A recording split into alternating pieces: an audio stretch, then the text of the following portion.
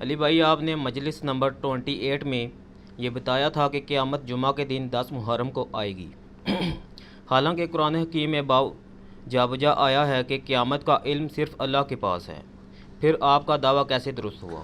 ہاں جی، وہ دعویٰ کیا، مجھ سے تھوڑی سی ایک مس مینجمنٹ ہوگی، میں نے دعویٰ نہیں کیا تھا۔ مجلس نمبر 28 کے آغاز میں جو محرم الحرام اور کربلا سے ریلیٹڈ ہے، میں نے کہا تھا کہ آج ہم 10 محرم الحرام جمعے کے دن یہاں پر علمی و تحقیقی مجلس میں بیٹھے ہوئے ہیں، اور آج کا دن بڑا کریٹیکل ہے اس حوالے سے کہ مسلمانوں کے ہاں یہ مانا جاتا ہے کہ قیامت 10 محرم جمعے کے دن آئے گی۔ میں نے نہ تو اس کو انڈورس کیا تھا اور نہ اس کا دعویٰ کیا تھا، تو لہٰذا یعنی مس مینجمنٹ اس طرح ہوئی کہ مجھے ساتھ کہنا چاہیے تھا کہ یہ مانا جاتا ہے، لیکن اس میں کچھ چیزیں ریالٹی ہیں اور کچھ نہیں ہیں۔ ایک بات تو ریالٹی ہے کہ قیامت جمعے کے دن آئے گی۔ اس حوالے سے سنن ابی داؤد کے اندر، جامعہ ترمذی کے اندر، سنن نسائی کے اندر، الموطا امام مالک کے اندر، المستدرک للحاکم کے اندر، اتنی کتابوں میں یہ حدیث موجود ہے، اور یہ حدیث کو شیخ البانی بھی صحیح کہتے ہیں، شیخ زبیر لزئی صاحب بھی صحیح کہتے ہیں، اور امام حاکم نے بھی صحیح کہا، امام ذہبی نے بھی موافقت کی، اور یہ حدیث جو ہے یہ مشکات المصابیح میں بھی آپ کو جمعے والے چیپٹر میں مل جائے گی۔ یہ والی حدیث ایک جمعے کے اوپر بھی چیپٹر بندہ گیا ہے مشکات کے اندر۔ وعلیکم السلام۔ ہاں، یہ جمعے کا بیان، اس میں انٹرنیشنل نمبر کے مطابق مشکات میں ہے 1359، اس طریقے سے موطا امام مالک میں ہے، ابو داؤد میں 1046 ہے، ترمذی میں 491 ہے، نسائی میں 1431 ہے، مسند احمد میں ہے، صحیح ابن خزیمہ میں ہے، ابن حبان میں ہے، حاکم میں ہے، امام حاکم اور ذہبی دونوں نے اس کو صحیح کہا ہے۔ یہ حدیث کیا ہے؟ حضرت ابو ہریرہ کہتے ہیں نبی صلی اللہ علیہ وآلہ وسلم نے فرمایا، میں مشکات سے پڑھنے لگوں 1359، تمام ایام میں سے سب سے بہتر جمعے کا دن ہے، اس میں آدم علیہ السلام کی تخلیق ہوئی، اسی روز زمین پر اتارے گئے، اسی روز ان کی توبہ قبول ہوئی، اسی روز وہ فوت ہوئے، اور اسی روز قیامت قائم ہوگی جمعے کے دن۔ لہذا مجلس نمبر 28 میں میری کوئی ساری بات ہی غلط ثابت نہیں ہے، ایک پورشن تو ٹھیک ہے کہ جمعے کے دن قیامت قائم ہوگی۔ اور اگلے الفاظ ہے، جن و انس کے سوا تمام جانور جمعے کے دن طلوع فجر سے لے کے طلوع آفتاب تک قیامت کے خوف کے مارے چیختے رہتے ہیں کہ آج جمعہ ہے، شاید قیامت ہی نہ آ جائے۔ تو 10 محرم والا معاملہ جو ہے نا، وہ پبلک یہاں اس لیے مشہور ہو گیا کہ اللہ تعالیٰ نے اپنے قدرت کے بڑے بڑے جو فیصلے ہیں نا، وہ 10 محرم کے دن کیے ہیں۔ بخاری مسلم دونوں میں یہ حدیث موجود ہے کہ یہودی جو ہیں 10 محرم کا روزہ رکھتے تھے، تو نبی صلی اللہ علیہ وآلہ وسلم نے ان سے پوچھا کیوں رکھتے ہو، تو انہوں نے کہا اس لیے کہ اس دن اللہ تعالیٰ نے موسیٰ علیہ السلام کو فرعون سے نجات دی تھی، اور یہ بڑا اللہ کی فیصلے کا دن تھا کہ فرعونی ڈبوئے گئے تھے۔ حتیٰ کہ سورہ ابراہیم کی آیت نمبر 5 میں آتا ہے وَذَكِّرْهُمْ بِأَيَّامِ اللَّهِ، اے موسیٰ علیہ السلام لوگوں کو ڈر سنائیں اللہ کے بڑے بڑے دنوں کا، جس دن اللہ کی قدرت کے بڑے بڑے فیصلے ہوئے۔ یعنی قوم عاد جس دن تباہ ہوئی وہ اللہ کی قدرت کا بڑا دن تھا، قوم سمود کی تباہی کا دن بڑا دن تھا، اسی طریقے سے فرعون کے ڈوبنے کا دن وہ بھی ایام اللہ میں سے ایک یوم تھا، اور وہ تو بخاری مسلم میں آ گیا، اور وہ ہے بھی 10 محرم تھا۔ باقی اہل سنت کے ائمہ نے مختلف یعنی روایتیں یہودیوں سے بھی نقل کی ہیں، تاریخ کے اندر بھی آئی ہیں کہ بخاری مسلم میں تو ہے نا کہ 10 محرم کو فرعون ڈبویا گیا، یہ بڑا دن تھا، تو قوم عاد بھی 10 محرم کو تباہ و برباد کی گئی، قوم سمود بھی، ابراہیم علیہ السلام کو آگ سے چھٹکارا بھی ملا، یونس علیہ السلام کو بھی مچھلی نے اگل دیا، نجات ملی، اسی طریقے سے اور کئی انبیاء کے بڑے بڑے دن جو ہیں وہ 10 محرم کے دن ہوئے اور جمعے کے دن۔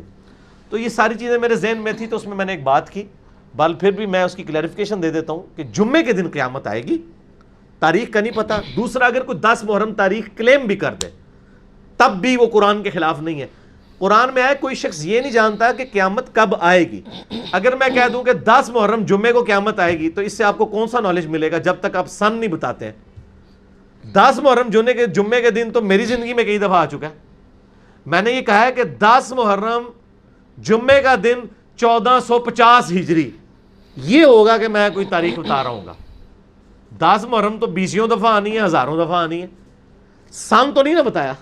جب تک کوئی سن نہ بتائے اس وقت تک وہ کلیم ہی نہیں کر رہا کہ وہ قیامت کے علم کی بات کر رہا ہے۔ احمد بریلوی صاحب نے فتاوی رضویہ میں لکھا ہے کہ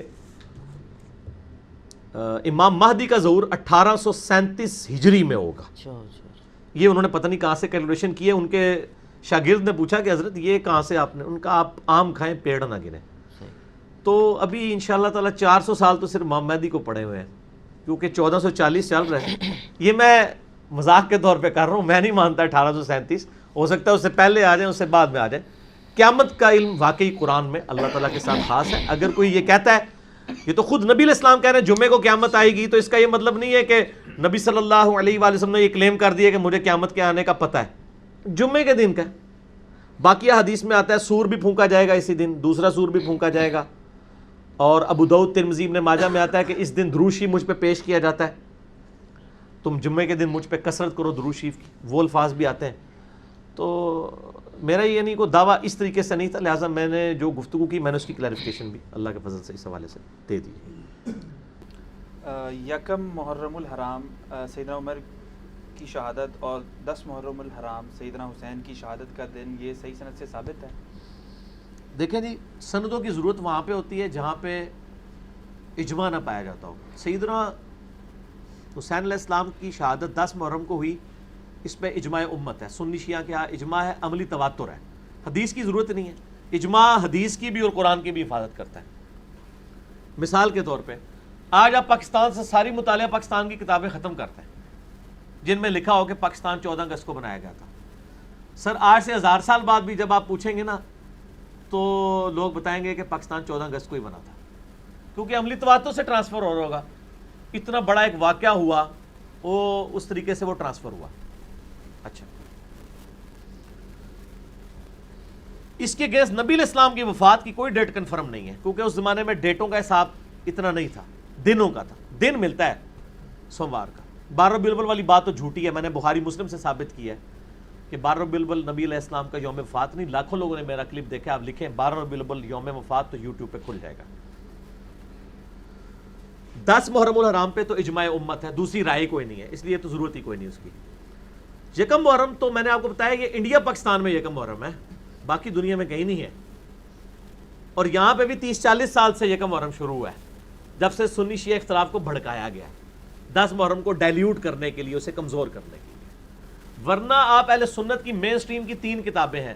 الاستیاب امام ابن عبد البر کی کتاب ہے, المتوفا 463 ہجری, صحابہ کرام کے حالات زندگی پہ. دوسری کتاب ہے اسد الغابہ امام ابن اثیر المتوفا 630 ہجری. 8000 صحابہ کے حالات زندگی ہیں اس میں, 8000. اسی کی شرح لکھی ہے ابن حجر اسقلانی المتوفا 852 ہجری نے, اور وہ ہے الاصابہ. اردو میں ترجمہ ہو چکا ہے. سر آپ کو مسئلہ کوئی نہیں ہے, اردو میں ترجمہ ہو چکا ہے. اس کے اندر آپ جا کے پڑھ لیں. حضرت عمر کا یوم شہادت کیا, حضرت عثمان کی بیعت بھی یکم محرم سے پہلے ہو چکی تھی. ایک روایت اس میں ہے کہ ہم عمر کو دفنا کر رضی اللہ تعالیٰ عنہ علیہ السلام فارغ ہوئے تو یکم محرم کا چاند نظر آیا, لیکن اس کے ساتھ ابن اسیر نے لکھا یہ روایت کمزور ہے, وہ بھی یکم محرم شہادت نہیں بنتی ہے. حضرت عمر کی شہادت کے 3 دن کے بعد حضرت عثمان کو خلیفہ چنا گیا تھا. خلیفہ چننے کے بعد بھی محرم شروع نہیں ہوا تھا. اس کا مطلب ہے کہ وہ 25, 26, 27 اس میں سے کوئی 26 ہی ملتی ہے. زخم ان کو کہیں 21, 22 کو لگا ہوگا, تبھی 26 کو ہی. اور سر ہم نے تو ایک کلپ بھی ڈال دی ہے حضرت عمر کا یوم شہادت. سر جو ویکیپیڈیا ہے دنیا میں, ورلڈ انسائکلوپیڈیا, اسی میں جا کے سنی پڑھ لیں, وہ سنیوں کا بنایا ہوا ہے نا. اس میں حضرت عمر کی شہادت کا دن پتہ کیا لکھا ہے, 26 ذوالحجہ 23 ہجری. ہوں چینج کر دو لاتا, میں کٹ لیجیے فوٹو اور پا چھڑیجیے تھمبنیل وچ. ہوں تسی کرتے, ویسے تواڈے کہنے تے کچھ نہیں ہونا, گوروں کو آپ کو اتھینٹک انفارمیشن دینی پڑتی ہے. انڈیا پاکستان والے انہوں بیچاروں نے کیا دینی ہے. اور میں بتایا یہ ادھر ہی ہے, یکم محرم کے جلوس بھی یہیں پہ نکلے. میں یہ کہتا ہوں یعنی ایک ماڈرن خوارج کا طریقہ ہے 10 محرم کے اگینسٹ نکالنا, اور یہ وہ لوگ ہیں جو 12 ربیع الاول کے جلوس کو بدعت کہتے ہیں. ہم ان سے پوچھتے ہیں کہ نبی علیہ السلام کا تو مرتبہ زیادہ ہے, اگر یکم محرم کا جلوس سنت مان گیا ہے تو 12 ربیع الاول کو بھی آپ نکالیں نا, ٹھیک ہو گیا؟ نہیں نکالیں گے. ہمارے نزدیک تو جلسے جلوس سڑکوں کے اوپر روڈز بلاک کر کے, لوگوں کو تکلیف دے کے, مریضوں کو تکلیف دے کے, یہ تو نبی صلی اللہ علیہ وآلہ وسلم بھی اس کی اجازت نہیں دیں گے. کنٹرول انوائرمنٹ میں ہونا چاہیے, اجازت دیں, ٹھیک ہے, کنٹرول انوائرمنٹ کے اندر, جس طرح سیاسی جلسوں کی کنٹرول انوائرمنٹ میں اجازت ہوتی ہے. ٹھیک ہے, اپنا کوئی پوائنٹ آف ویو بیان کریں. ہم تو کہتے ہیں علمی اختلاف میں تو اس لیول کے اوپر ہوں کہ سنی کو شیعہ کی مسجد میں جمعہ پڑھانا چاہیے، شیعہ کو سنی کی مسجد، بریلوی دیوبندی اہل حدیث آپس میں ایک ایک جمعے بانٹ لیں. آپ کو کیا ڈر ہے؟ آپ اپنا موقف بیان کریں، عوام الناس خود فیصلہ کرے گی انشاءاللہ تعالی. تو اتنا حوصلہ ہونا چاہیے. اچھا علی بھائی، ضمن اس میں ایک سوال ہے کہ جب ہمارے دین اسلام میں ہر جمعے کو ایک اجتماعی طور پر سب لوگ جمع ہوتے ہیں، تو اس قسم کے جلسے جلوس چاہے کوئی بھی مکتب فکر کرے، ہم اس کو مطلب ہمیں تو کنڈیم کرنا چاہیے ہر قسم کے جلسے جلوس کو، چاہے وہ سنیوں کی طرف سے ہو، شیعہ کی طرف سے ہو، کسی بھی مکتب فکر کی طرف سے ہو. تو ہمارے پاس جمعہ ہے جو جمعے میں جو کہنا چاہے کہ ہے، اس سے لوگوں کو بہت پریشانی ہو جاتی ہے، تکلیف ہوتی ہے، روڈ بلاک ہوتے ہیں، بڑا پریشان ہو جاتے ہیں. جمعہ بھی کوئی روڈوں پہ نہیں ہوتا، جمعہ بھی کنٹرول انوائرمنٹ میں ہے. جمعے میں آپ کہیں، لیکن ظاہر ہے اسپیسیفکلی اب ایک دن آتا ہے تو ایک ہم اس کو مذہبی طور پہ تو نہیں، لیکن ایک دنیاوی طور کے اوپر اب 14 اگست 10 اگست کو تو نہیں منائی جا سکتی نا. ویسے تو جمعہ پولیٹیکل گیدرنگ ہوتا ہے نا. تو اگر پاکستان کی بننے میں جو قربانیاں ڈسکس ہو رہی ہیں وہ پھر 14 اگست سے جو ایڈجسٹنٹ جمعہ اسی میں ہونی چاہیے، 14 اگست کو نہیں ہونی چاہیے. تو اس کی ظاہر ہے پھر وہ ویلیو ڈائلیوٹ ہو جائے گی. تو یہ ہم اس کو کوئی بدعت کا فتویٰ نہیں، انتظامی معاملہ ہے. کریں، جلسے جلوس کریں اپنے مسجدوں کے اندر یا انتظامیہ سے اجازت لے کے کنٹرولڈ انوائرمنٹ کے اندر کریں، ورنہ یعنی پبلک کے لیے یعنی ایک پرابلم کھڑی ہو جائے گی. یہ غلط ہو رہا ہے. باقی یہ کہنا کہ جی احتجاج تو ہوتا ہی وہ ہے جس میں روڈ بلاک ہوں، یہ ہوں وہ ہوں، تو سر یہ تو اسلام کی تھیم کے خلاف ہے. یہ آپ غیر مسلموں کو کیا امیج دیں گے؟ ہاں اگر کوئی ایسی جگہ ہے جہاں پہ روڈز آلٹرنیٹو موجود ہیں، گورنمنٹ آلٹرنیٹو روٹس ڈیفائن کر دیتی ہے جو زیادہ دور سے نہ ہو، پھر کسی خاص جگہ پہ کوئی جلسہ جلوس کر لیتا ہے تو ٹھیک ہے. لیکن آپ کو پتہ ہے ہمارے ملکوں کے اندر دھرنے اور جلسے جلوسوں کی جو ایک بدعت حسنہ شروع ہوئی ہے، اس کی تکلیف تو پوری امت کاٹ رہی ہے. اس وقت جو رسومات یہ محرمات منائی جاتی ہیں نا، جو سنیوں کی طرف سے بھی ہوتی ہیں، شیعوں کی طرف سے بھی ہوتی ہیں، شیعوں کی طرف سے وہ سینہ کو بھی ہوتی ہے، زنجیر زنی ہوتی ہے، علم ہوتے ہیں، گھوڑا ہوتا ہے، پنجے ہوتے ہیں، وہ سبیل بنائی جاتی ہے، نیازیں دی جاتی ہیں. تو اس کا جو کانٹیکس ہے پیچھے سے، اس کی کوئی بنیادیں ہیں یا نہیں؟ اور اسی طرح سنیوں میں بھی بنائی وہ ہوتی ہے کہ وہ جو تعزیہ نکلتا ہے اور وہاں یا ربیع الاول کے جلوس نکلتے ہیں. ہاں. سنیوں میں بریلوی ربیع الاول کے جلوس نکالتے ہیں، دیوبندی یکم محرم کا حضرت عمر کا جلوس نکالتے ہیں خود ساختہ. یکم محرم تو ان کی یوم وفات ہے ہی نہیں ہے، یوم شہادت 26 ذوالحجہ ہے، گوگل میں جا کے لکھ لیں آپ، ویکیپیڈیا میں. اور اہل حدیث جو ہیں وہ ختم بخاری کرواتے ہیں، اور بلکہ وہ تو امیر معاویہ کانفرنسز بھی کروا رہے ہیں. تو سر یہ ساری کی ساری چیزیں انہوں نے خود بنائی ہوئی ہیں. ان میں صرف وہ چیزیں درست ہوں گی جن کی اصل موجود ہوگی، کیونکہ قرآن کہتا ہے من احدث، حدیث ہے مسلم کی، من احدث فی امرنا ھذا، نبی علیہ السلام کی اصل دین میں کچھ چیز داخل کی وہ بدعت ہوگی. محرم کے موقع پہ، ربیع الاول کے موقع پہ، کسی بھی موقع کے اوپر کوئی علمی مجلس کرنا جس طرح ہم کر رہے ہیں، یہ اجتہادی معاملہ ہے، وہ آپ کریں، کوئی حرج نہیں ہے، اس کو کوئی آپ کو منع نہیں کرے گا. آج ربیع الاول کے مہینے میں دیوبندی بھی سیرت النبی کے نام سے کانفرنسز کر رہے ہیں، بریلوی میلاد النبی کے نام سے کر رہے ہیں، اور اہل حدیث امام اعظم محمد رسول اللہ کانفرنس کر رہے ہیں. نام صرف مختلف رکھے ہیں، گالی کی ہو رہی ہے.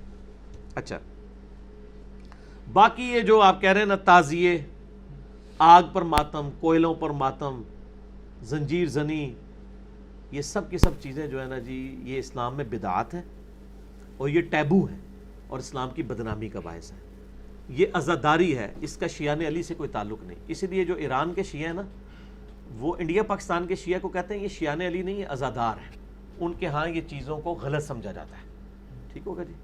اور اس طریقے سے گھوڑے کے نیچے سے گزرنا، پاکستان میں ایک بہت بڑے عالم ہیں، ان کے لیے ذرا بعد میں مشکل نہ ہو جائے معاملات، میں ان کا نام لیے بغیر بتاتا ہوں. وہ کہتے ہیں میں نے اپنے بیٹے کو سمجھانا تھا یہ گھوڑے کے نیچے سے جو گزرتے ہیں. وہ کہتے ہیں ہوا یہ کہ ایک دن وہ محرم کے جلوس میں گھوڑے کے نیچے سے گزرا تو گھوڑے نے اس کو ایک ٹھوکر لگا دی، درتی ماری. تو وہ کہتا بابا یہ ہوا. اس نے کہا اچھا ہوا ہے تمہیں یہ ٹھوکر لگی ہے تاکہ تمہیں یہ پتہ چلے کہ یہ حضرت حسین کا ذوالجناح نہیں ہے جس نے تمہیں ٹھوکر ماری ہے، یہ ان کا بنایا ہوا ذوالجناح ہے. اور وہ مجھے یہاں تک کہتے ہیں کہ میرا تو بعض کا دل کرتا ہے کہ میں جس طرح حضرت ابراہیم علیہ السلام نے سارے بت توڑے تھے نا، اور اینڈ پہ بڑے بت کے اوپر جا کے کلاڑا رکھ دیا تھا، تو میں بھی چاہتا ہوں یہ سارے اس قسم کے جتنے تعزیے بنائے ہوئے ہیں اور پنجے کھڑے کیے ہیں، میں یہ سارے توڑ کے نا، تو سب سے بڑا جو ہے نا گامے شاہ اس کے کندھے کے اوپر جا کے وہ کلاڑا رکھ دو. دیکھیں لوگ وہ کہہ رہے ہیں کہ اس سے یعنی جو جس کو کہتے ہیں نا فکر اہل بیت کو نقصان پہنچ رہا ہے. دیکھیں نا کیا امیج جا رہا ہے.